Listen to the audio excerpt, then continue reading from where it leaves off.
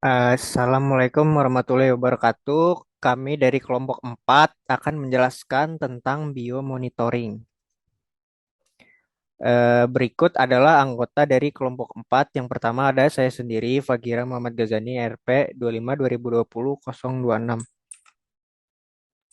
Saya Uliami Tasya 25 2020 039. Saya Wulan Purnami, 25 2020 057. Saya Rasta Ifa Zahra 25 2020 059. Saya Sania Putri Fadila 25 2020 064. Saya Akila Patwahaya 25 2020 073.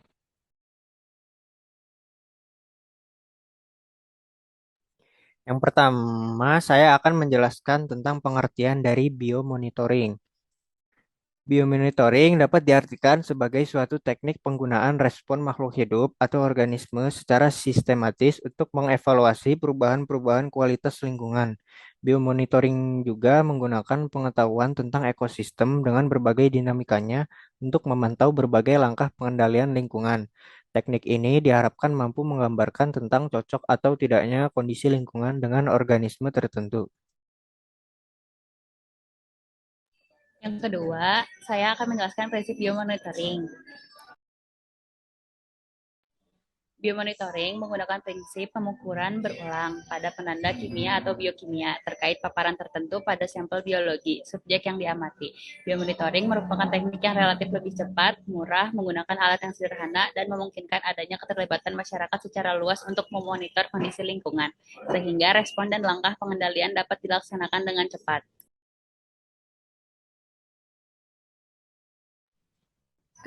Selanjutnya yaitu kekurangan dan kelebihan dari biomonitoring. Kelebihan dari biomonitoring yaitu prioritas utama pengelolaan lingkungan hidup, lalu penggambaran nyata zat pencemar, serta menjadi indikator pencemar lingkungan dalam beberapa kasus.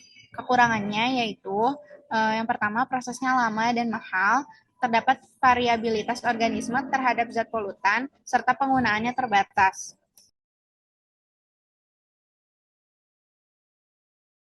Selanjutnya yaitu jenis biomonitoring. Jenis biomonitoring terdapat 3 yaitu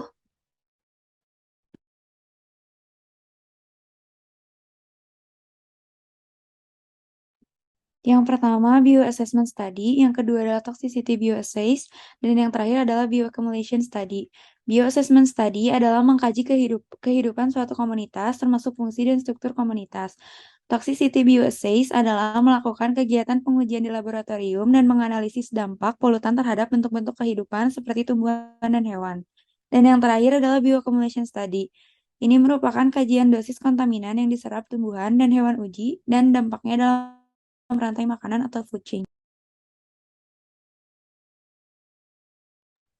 Selanjutnya, fungsi dan macam biomonitoring.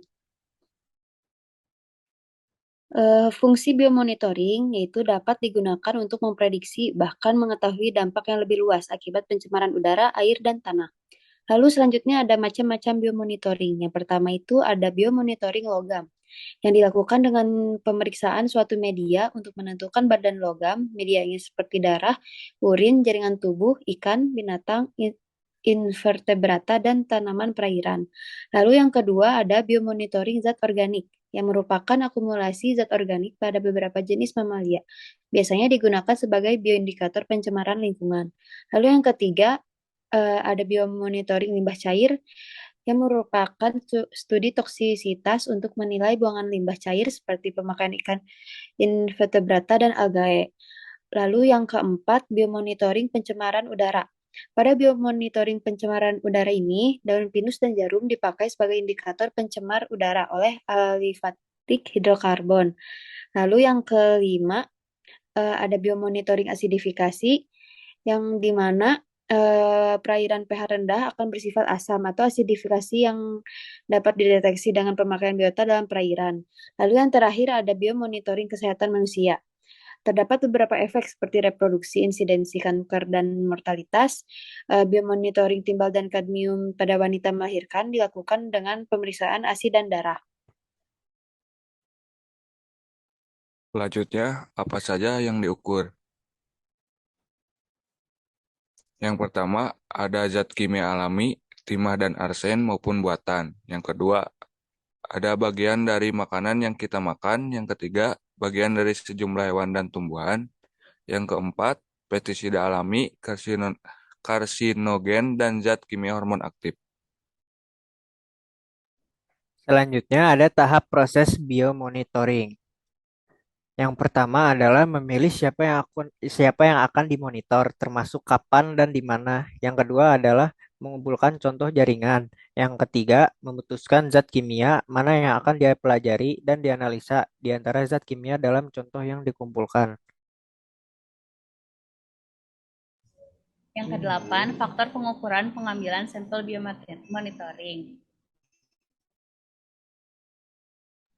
Yang pertama, sifat fisika kimia dari bahan. Yang kedua, kondisi paparan. Yang ketiga, parameter toksokinetik, distribusi, biotransformasi, dan eliminasi.